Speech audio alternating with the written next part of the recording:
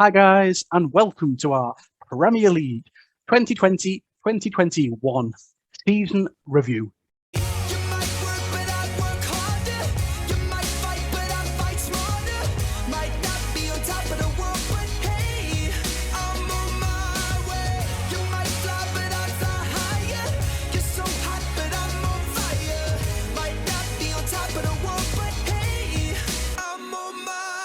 Yes, the season has come and gone. Yes, we are at the end now. Of course, the Premier League season ended today for 2021. And yeah, it's been such a crazy Premier League season for, well, I think for everyone. You know, for the vast majority of the season, it's been empty stadiums until the last few games of the season. It's been such a crazy season. You know, so many teams have been up and down, up and down, up and down. And yeah, it's just been bonkers. But yeah, I am back as always with Callum, who's a regular, as you all know, any regular viewers. Of course, Luke, who joined us for our mid-season review, is back to talk about the mighty Gunners. Well, not so mighty anymore, but we'll talk about that. Yeah. But anyway. Of course, James. But of course, James sadly couldn't be with us again. He's been tied up, sadly. So we do hope he will be back with us for the season prediction video for 2021-22 in a few months' time. But we will very briefly talk about Brighton. So, but yeah, I will put video chapters in the description when this is up on YouTube. So in the description, there'll be video chapters. So if you just want to get to a certain part, if you want to get to Newcastle with Callum, Arsenal with Luke, or Liverpool with me, or some of the stats we talk about, that will all be in the video description. So yeah, without further ado, let's very briefly start with Brighton and Hove Albion. Callum says he wants to mainly because James gave him a big chunk to talk about. So yeah. Yeah, James has given me a little bit to say. I'm nominated as spokesperson for Brighton today, apparently. So James thinks that Brighton had a fairly decent season, played a lot better than at home this season, because last season at home they were pretty terrible. So they've had a better home record this season. They've beaten Liverpool, Man City, and Tottenham. I'm not sure if that's at home or away or whatever it is, but failed to beat any of the bottom three this season. So neither Sheffield, Fulham, or West Brom. Welbeck has been really great despite being injury prone. Both him and Lallana have been great experience in a team of young players. He's praised Yves Bissouma, but says that he thinks they might leave. He might leave in the summer. Onwards and upwards. We'll probably need a proven goal scorer, but those aren't cheap. Joint record points in the Premier League, so well done to Brighton for that. He says he's happy with Graham Potter, and he also asked me to scream up the Albion, but I'm just going to say that for James, he has said up the Albion. So that's all he's given me to say for Brighton. So he thinks it's been a relatively solid season for them, I think. Where did they finish? 17th? They are 16th, which is actually what I predicted them to finish in our season predictions. Oh, congrats! Yes, yeah. Brighton are weird, aren't they? I mean, I looked this up. Even though they're the 16th, which is where Brighton usually are, they actually have 12 clean sheets this season, which for a team in the bottom five is pretty impressive. 12 clean sheets. It's just the fact that they can't score. That's probably why they struggle a little bit.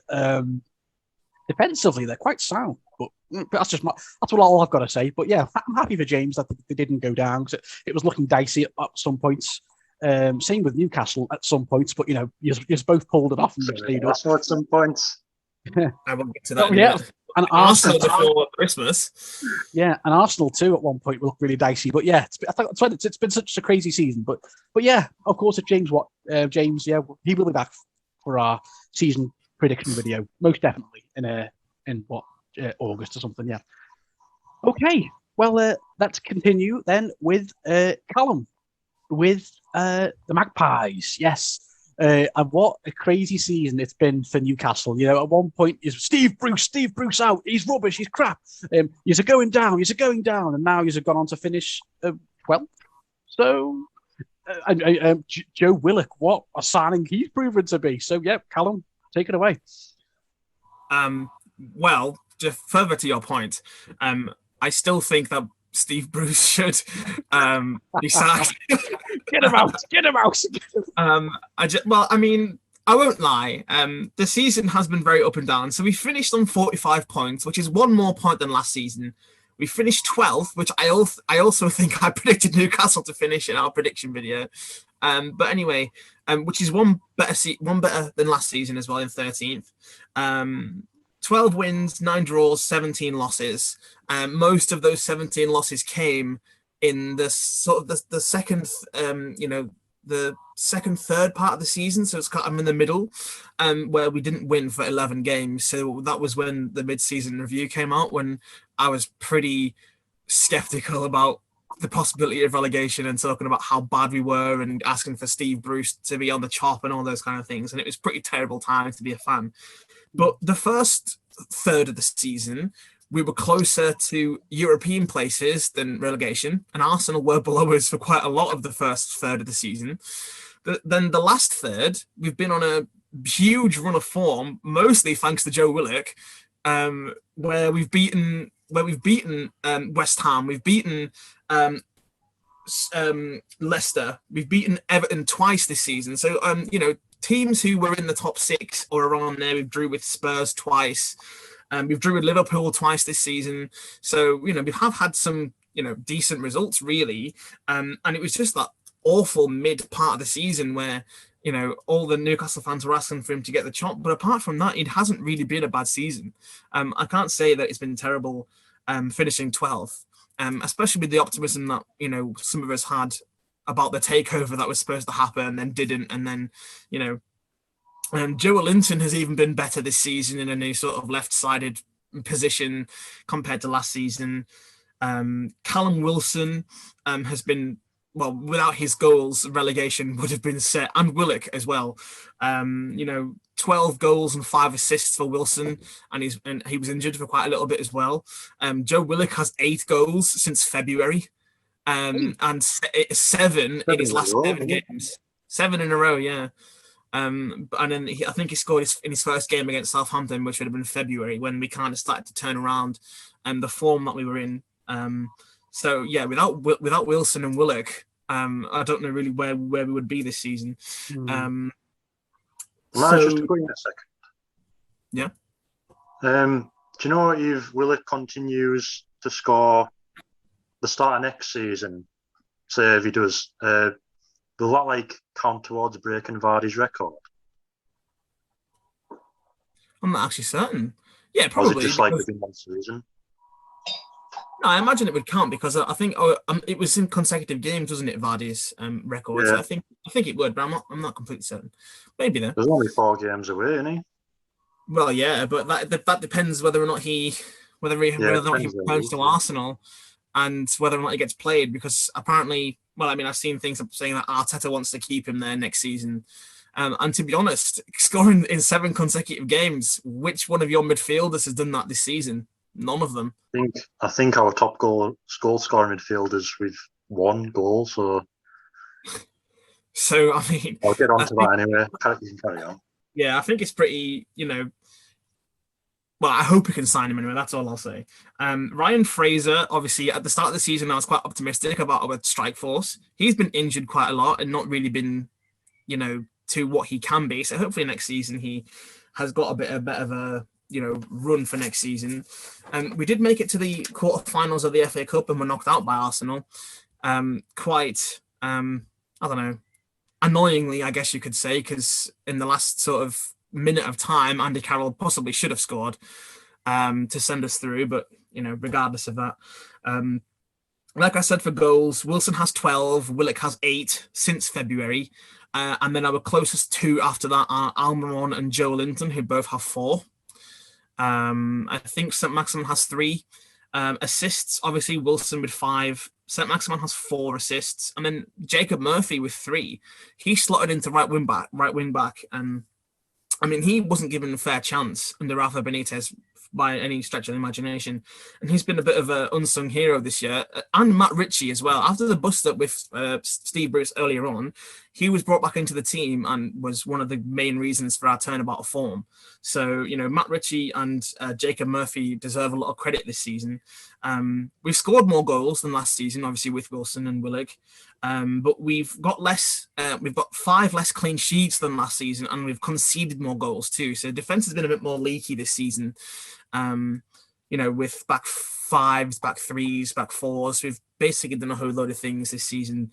And some of them have worked, some of them haven't. But all in all, I have to say I can't say it's been that bad of a season for us. I hope we sign Willock permanently. But if Arteta wants to keep him, and I imagine it would take quite a bit of money to take him away from them anyway. But as I said, good results, good position in the table. Positive signs, especially the last few weeks with the wins against the top 6 and all those kind of things. And Graham Jones as well, I should add, one of the coaches we brought in, who I mentioned in the mid-season as well. He came in with the turnaround of form. So how much of that is down to him, who knows? But, there's a lot of credit probably for some of the coaching stuff too. I would also like to say I know if we're going to get onto it later, but shout out to Leeds for being in 9th place. As my family are quite strong Leeds supporters, I kind of have a bit of a soft spot for them, so it was good to see them where they are. I'm sure Aston Villa and West Ham I predicted at least to be quite low down. They're both in the top half. West Ham in Europe and Villa for a certain amount of time as well were pushing for those European places. So, they both surprised everyone this year, I think. And before we talk about relegation, RIP Sheffield United in the Premier League. I think they've beaten Derby County's record of the least points. I don't know, something like that. I mean, it's not. No. Haven't done. Derby only got 11 points. Yeah, Sheffield got 23, so it's not terrible. No. Well, to be honest, the last couple of games they've been getting a few decent results. To be honest, close to the end of the season, but I think that's it. Newcastle, all right season. Positives, obviously, COVID injuries and things have impacted a lot of clubs, and I'm just glad. We somehow had a miraculous turnaround of form and didn't get relegated, because for a while it was looking very scary to be a Newcastle fan. But yeah, Fulham did have a few chances to catch us up, but they bottled it every time. And Fulham have gone down. So fair enough. You still have done well, and you have turned it around. I think all three of our teams had really bad spells this season, and then more or less turned it around. So I think it's kind of like a redemption season, really, for all 3 of our teams, really, when you think about it. But okay. Is that everything then for Newcastle then, Callum? I think I've spoken for a long time already, so we'll move on. No worries. Okay. Well, I'll have one last little thing before we finish. I think if Newcastle can keep Willock, if Arsenal let him go, Almiron, St. Maximin, Jolinson, Fraser, I think that's a Wilson. I said Wilson, didn't I? That's a very good attacking team if you can keep all of them, keep them fit, no injuries. I think Newcastle could be potentially break into that top 10 next season. Maybe. We'll see. But okay. I will tell. Yeah. Okay. Well, on to the Gunners. That's the word, isn't it? The Gunners. Yeah. Yeah, not so mighty Gunners as you put before. Well, on to Arsenal. Yes, with Luke. It's been a very I watch AFTV religiously, so I keep up to date. I love AFTV. It's so funny to watch. Yeah. So with Robbie and Ty and all that. And anyway, I sort of been keeping up to date with Arsenal quite a lot. But how do you think it's been for Arsenal? I think Arsenal fans are very just on Arteta, like in and out. But go on, Luke, take it away.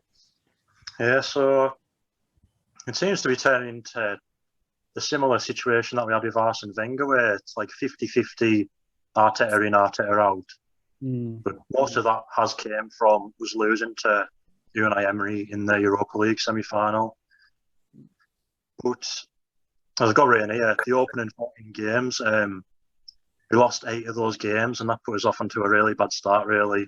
2 of them were draws, and we only had 4 wins from our opening 14 games, which did put us in the position with the likes of West Brom and Sam Allardyce calling us relegation rivals and stuff like that, mocking us. Yeah. That all came to an end when for some reason it was against Chelsea at the Emirates Stadium. Ozil was out of the team for, the first half of the season until he went to Fenerbahce, and you could clearly see that we missed the number 10 in that position, creating goals and all that stuff. But Emil Smith-Rowe came in, and that was a game he came in against Chelsea, and he absolutely ran the show with Martinelli down one wing and Saka on the other wing. And that's really been the story of our season, really, with our youngsters taking control, as opposed to the likes of Aubameyang and, well, I'd say Lacazette as well, but Lacazette's been our top goal scorer this season, so I can't really say too much about him. But in such a strange season, we've actually done pretty well against the big six sides, which we haven't done for a very long time. I think the last time we won away to a top big six team was Man City in 2015. And this season we managed to do it twice against Chelsea and Man United. Funnily enough, we beat Chelsea home and away this season. We beat Spurs at home, we beat United away and drew against them at home. And we beat Leicester away from home. And that's a big improvement to what we've been like under Emery a couple of seasons ago and Wenger in his last few seasons. That's 13 out of 30 points against the big six, which is not too bad in my opinion for an Arsenal fan. So our top goal scorer this season was Lacazette with 13.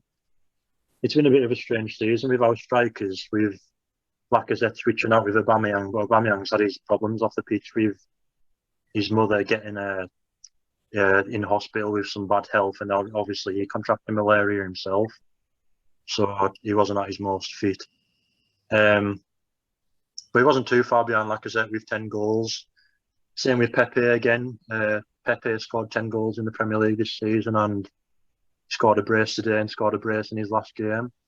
Seems to be doing much better, but still not that £72 million player we thought he would be. I'm getting happy with him. He's probably been one of our best players this season in that front three, as well as Saka. Funnily enough, our top assister is Willian, who down is our flop of the season. What? Yeah, really? Well, and 3 of those came on the opening day against Fulham. How have you been scoring your goals all season without people assisting them? I've got no idea. But Smith-Rowe's only one behind with 4. So I'm surprised. He's been heavily involved with the build-up to all our goals, but he never gets the assist. He's always pre-assist or just during the build-up. I've got our signing of the season as Gabriel, centre-back. I think he's coming in, improved our defence. Alongside David Luiz, he played very well, but we've mixed and matched all season with the likes of Rob Holden, Pablo Mari, David Luiz, Gabriel, Callum Chambers had a spell there. And we've obviously got rid of a few centre-backs in Mustafi, Socrates, thankfully, because they were both dead wood. Cup competitions, I've got reached the quarter-finals of the Carabao Cup, and to do that, we managed to beat Leicester away and Adams Liverpool away, which we obviously won on penalties with Leno saving a couple. Oh yeah. We eventually went out to Man City, so we had 3 very hard ties there, but is what it is. FA Cup, obviously beating Newcastle in extra time. Smith-Rowe scoring the crucial goal. Then we went out against Southampton with a very poor performance. It was only 1-0, but we offered absolutely nothing that day. On to the Europa League. Some very, very poor games. Even the games that we managed to get through against Benfica, that was very lucky. Saka saving the day with a lovely cross to Aubameyang in the 88th minute, I think it was. Olympiacos, they beat us in the second leg, managed to scrape going through. Slavia Prague, they drew against us at the Emirates, but then we smashed them away. And then obviously the evil Unai Emery getting his revenge on Arsenal. Professor Snape. Yeah, Professor Snape. Managing to do it in the first leg, he was all over. Pepe getting our away goal, but then back at the Emirates, nothing happened, 0-0, ball draw. It was as if we were playing to keep them out. It was absolutely embarrassing, but that's all I'll say on that. We'll go on speaking a bit about Joe Willock. So last season, Joe Willock scored 5 goals from 44 appearances. So it's mental seeing the stuff he's doing for Newcastle. When he was playing for under 23s, he was doing similar stuff that he was doing at Newcastle, but the step up to the first team, whenever he's been given a chance, he's only really scored against the likes of like Dundalk and Karabag in the Europa League. He hasn't really. Although he did score that absolute, Adam will remember, absolute belter against Liverpool from about 30 yards. I think it was the 5-5 game in the Carabao Cup. I don't remember, sorry. It was his best goal of his career so far by a mile. Oh. But yeah, I think Mikel Arteta has been saying, yeah, he's under contract, he's out playing all that, but he's been saying the same about the likes of Bellerin, who I think will be off this summer. He's just trying to get a decent fee for them rather than saying, oh yeah, they're on the transfer list, just come and take them or whatever. I think if Newcastle offer anywhere upwards from 30 million, which is a lot of money for a, or is he 21-year-old, I think we've got to take it. And I think Newcastle paid 40 million for Joe Linton, so it's not out of the question. I mean, if Joe Linton is like 23, 24, which I think he is, 40 million for, 7 goals in 2 seasons? Willock has more in 4 months than Joe Linton has in 2 seasons. So I'd pay 80 million for Willock, and honestly, I would have no problem doing that. Yeah, well, he seems to be enjoying his football there anyway, and I wish him the best, because he's came through our academy, and I don't think it's going to work out for us, because I mean, it's to do with the style of players. Like Newcastle going on the counter-attack, and he loves running from deep in midfield, and obviously Arsenal like to try and play on the front foot, so we have all the possession, and usually trying to play against like back fives, back sixes, and there's no space for him to run into. Little bit about Liverpool. I think if they didn't have their injuries this season, they'd have been up there fighting for the Premier League again, 100%. Because City haven't reached the centurion mark again. They haven't. Well, this season they've just pretty much managed to get there on clean sheets alone, like getting 1-0s with the likes of Ruben Diaz, keeping them in games and stuff. And even with new sign like Diogo Jota, he's been out a lot of the season, even though he's probably been one of the signings of the season. The Premier League, he's had an awesome season, but unluckily he's had a big period on the sidelines as well. Yeah. Happy to see Danny Welbeck playing well for Brighton. I've always wanted him to do well at Arsenal, but as Colin alluded to before, he's very, very injury prone, and on his day he can play, he can score goals, he can link up plays. He's a good player for Brighton, 100%. But as I was saying to James in the chat before, I think they need another decent striker who can score 10, 15 goals a season and stay fit for the full season, and we'll see where they are. Yeah, anyway, that's it from me. Mopai is very inconsistent, and also he's got a big attitude problem. Huge attitude problem. Yeah, he's like a little ferret, isn't he?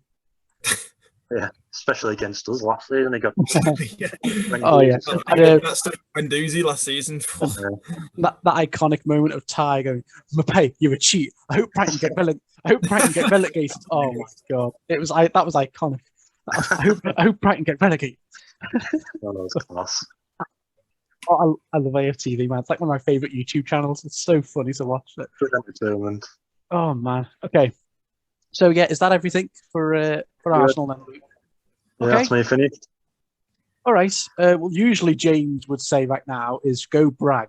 Well, don't worry, James, if he's watching. I haven't got a lot to brag about this season, sadly. Well, maybe not towards the end, but yeah, it's been a very strange season for Liverpool, to put it mildly.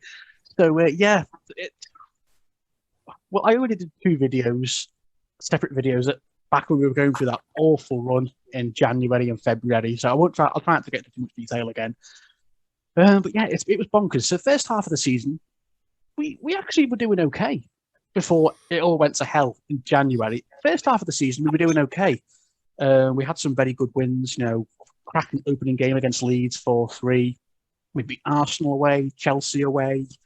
Then we lost 7-2 to Aston Villa.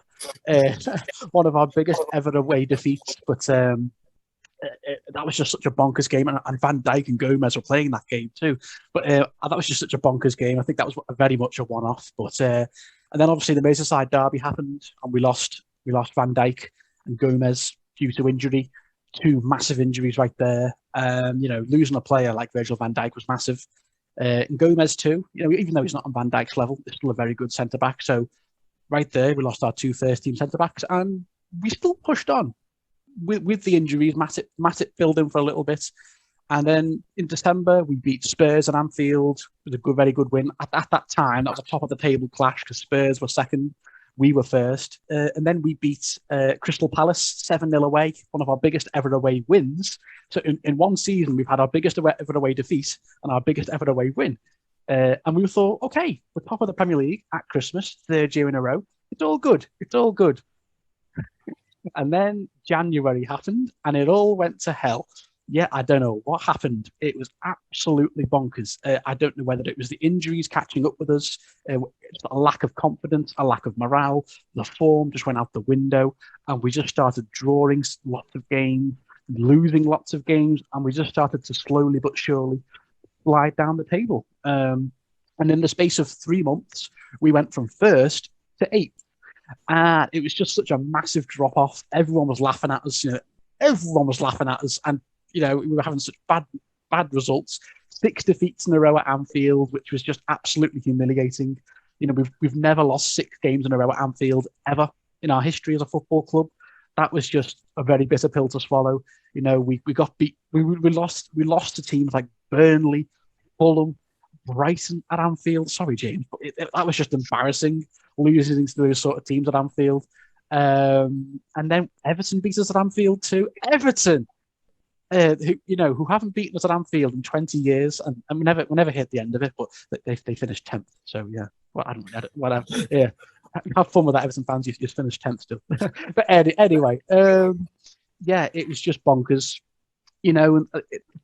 It's so many different contributing factors as to what went wrong this season. Obviously, 20 centre-back partnerships this season, 20 in all competitions. Obviously, with Matip getting injured, then we had Henderson and Fabinho at the back. We had Reece Williams and Nat Phillips coming in. Nat Phillips, given credit, has done really well, considering he was like our number 6 choice centre back.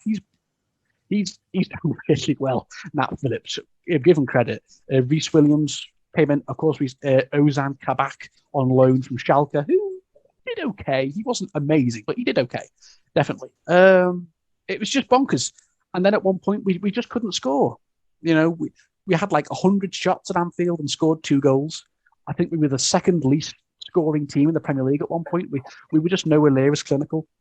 But luckily, we did start to turn a corner the last month, slowly but surely. It was funny because I like leaving the Champions League. We got to the quarterfinals against Real Madrid, but we got knocked out sadly on away goals. But after that, we actually started to play really well again, and we won our remaining 5 games of the season, and we still somehow, some way, have managed to finish in the top 4, which is absolutely incredible.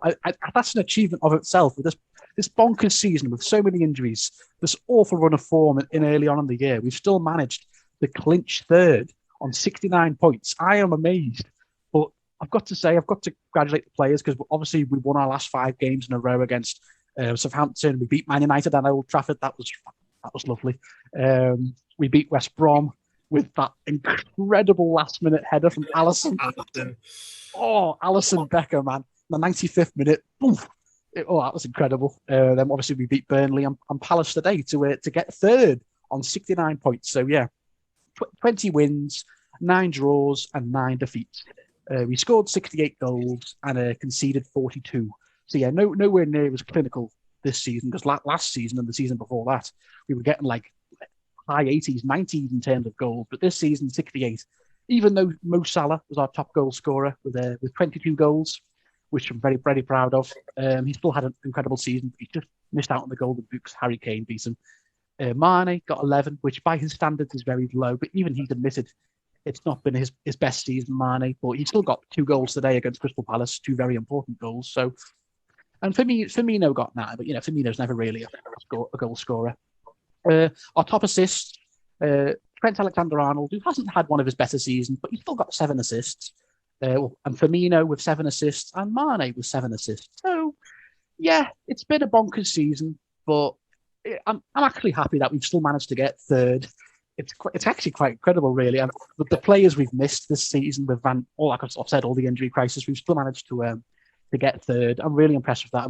I do feel a bit bad for Leicester City, because they were really, for the second season in a row, they've been chucked out. They've been chucked out of the top 4 after being in the top 4 for most of the season. Like last season, it was Man United.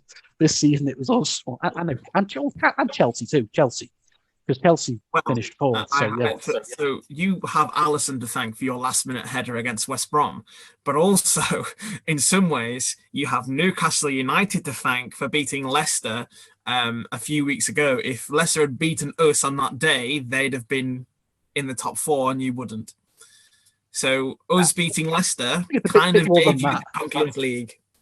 Well, kind of, yeah. There's a bit, you can't just look at that one game. There's lots of other obviously, but too. I mean, in the grand scheme of things, towards the end of the season, that obviously helped you. But I think even if we'd drawn against West Brom, we still would have finished 4th, because that's Chelsea finished 2 points behind us.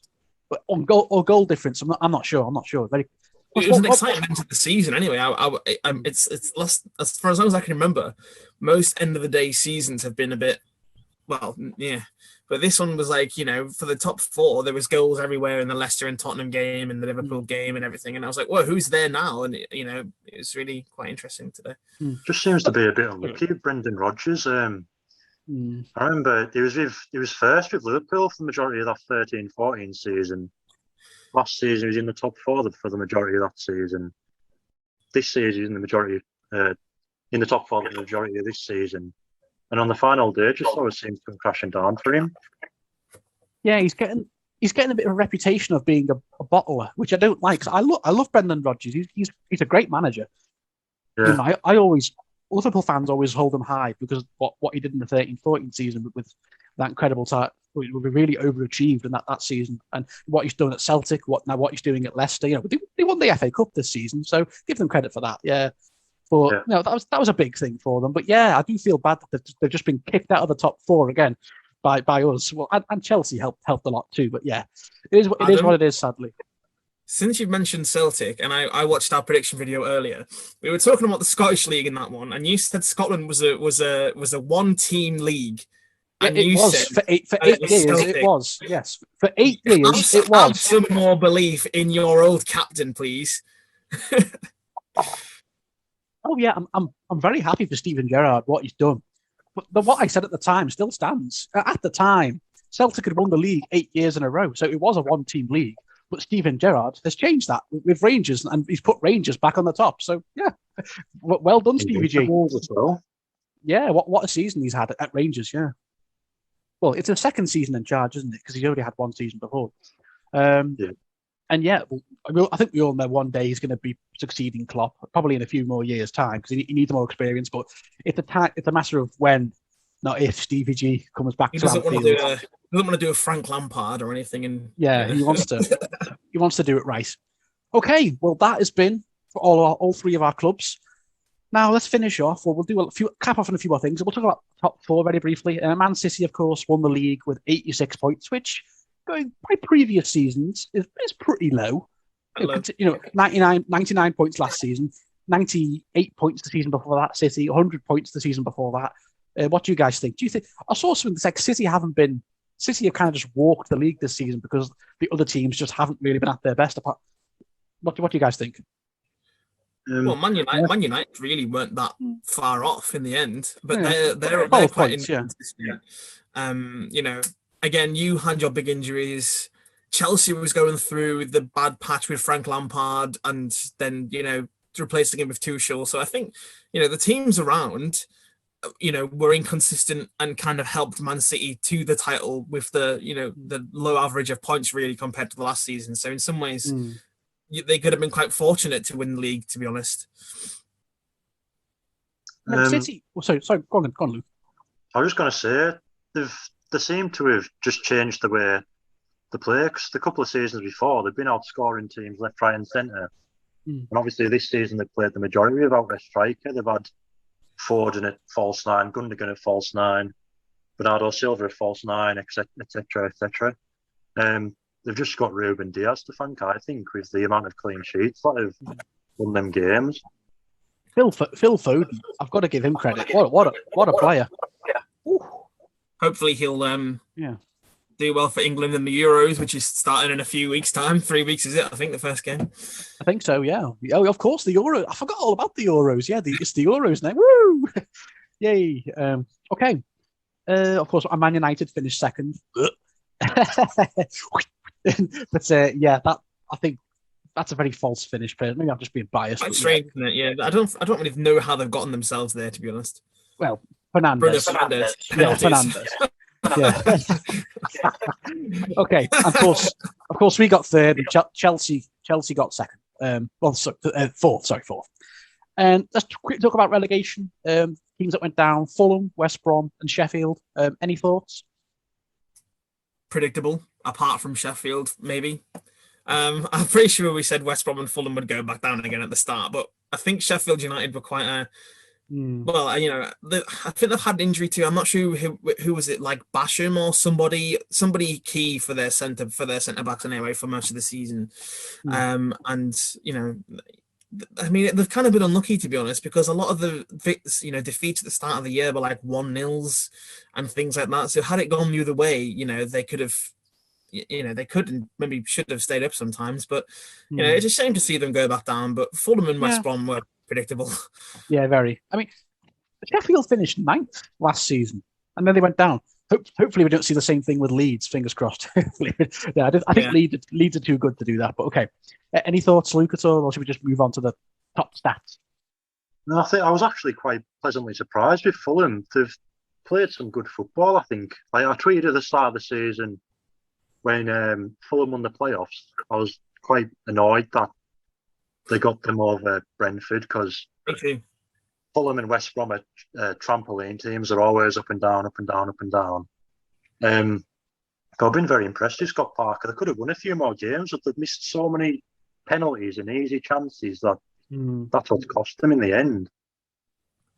A bit like Brighton in some ways. They haven't really been able to score that much. Yeah. I mean, at the start of the year, they kind of so the team that they had in the Premier League last time, they kind of had the same team basically, and I'm pretty sure they put out one similar to win before they went down. But then Scott Parker's basically changed the starting 11 in some ways, pretty much, and Luckman's been decent for them. Areola, how the hell did he end up in Fulham? He was at Real Madrid and PSG last season. How the hell did he end up Fulham? I don't know, but there you go. Money. So they've had decent players, but Yeah, and fair enough. And West Brom, I'm not really that bothered because Big Sam's first relegation, and then he just pisses off because I'm not going to the Championship. F that. I've got my money. I'm going. Okay. All right. Dummy out really hard the other day. Oh yeah, he hated the fact that Alisson, he was so salty when Alisson got that last minute header. He was so salty. That's that interview. Okay, we'll end on top stats. Then top stats of the season. So top scorers, top assists, top goals, and top clean sheets. So we'll just do top five each. So I'll start with scorers, and I'll let you guys go. So top scorers this season: Harry Kane with 23. What a season he's had. It's just, he'll probably be playing at City or United next season. We will see. Salah with 22. Well done, Salah. Bruno Fernandes with 18. Sergeant Bamford with 17.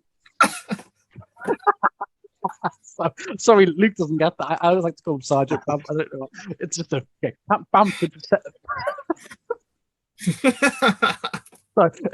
Sorry. Bamford with 17. Who's done really well. I've written a few actually. Hugh Sung Hong, can't say his name.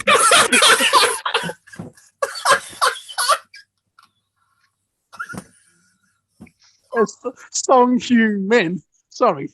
Yes, with 17 goals.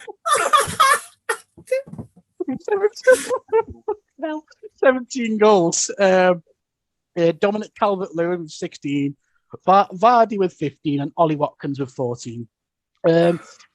Callum, top assists. Move on. Oh, okay. So the most assists for the season is also Harry Kane. So Harry Kane has had 23 goals and 14 assists in the Premier League this season. That's 37 goal involvements this season, which is crazy. Obviously, he's handed in his transfer request at Tottenham, wanting to go to a team that can actually win a trophy. No offense to Tottenham, of course.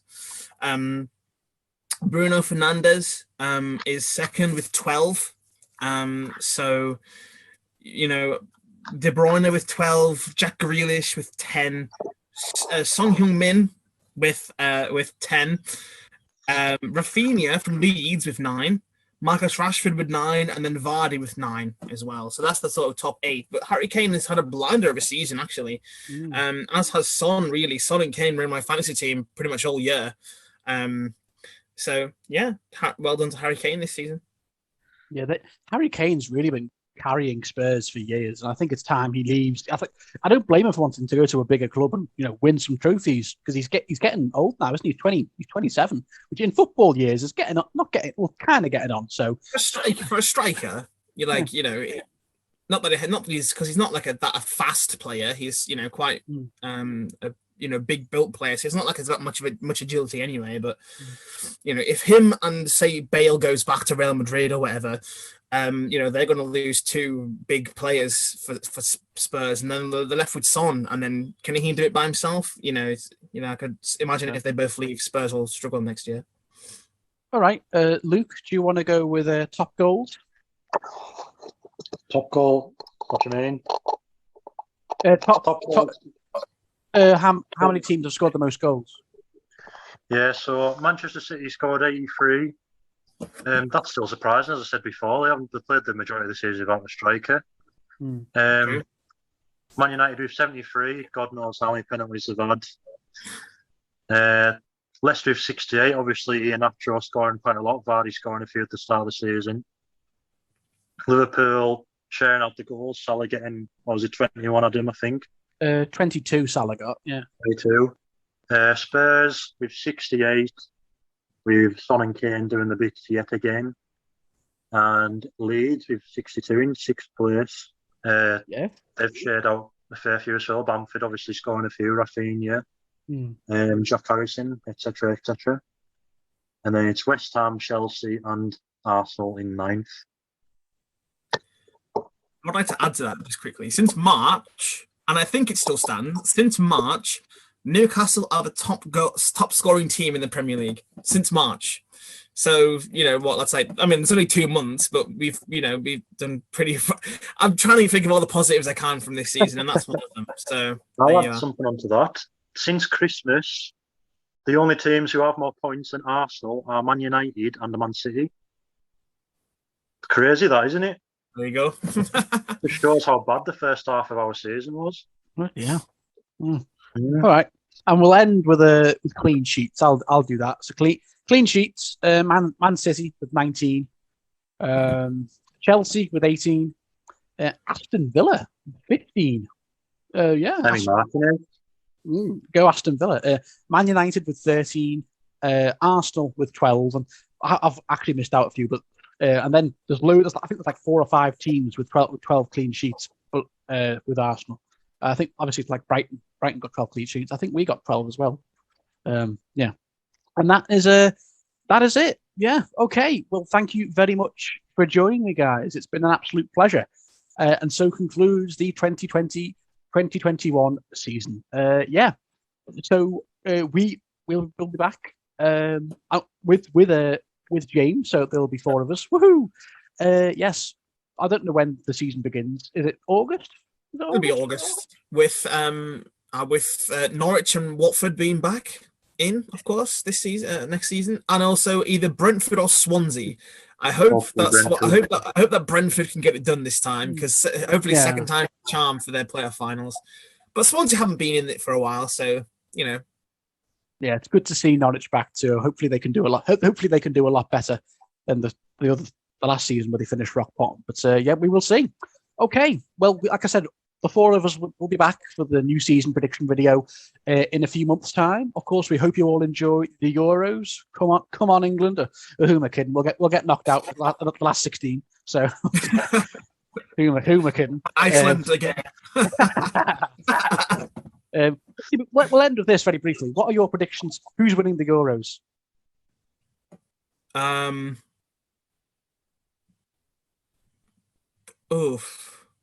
Germany. Germany. Okay. Luke, who's winning? I've put money on Portugal. The funny thing is, Portugal have Germany and France in their group, and if England win our group, then that means we've got to play the runners-up of their group. Okay. Crazy. Gotta be a quick exit for us then. Yeah. And just for a laugh, England. England. Coming on. You never know. Okay. Right. Well, we'll leave it there, guys. So like I said, thank you all very much for watching, guys. Thank you for joining me, Callum. Thank you for joining me, Luke. And the four of us with James too. We will be back in a few months' time for the new season. So yes, guys. Thank you all for watching, and we will see you all very soon. Bye. I've got to turn the mouse on. End recording.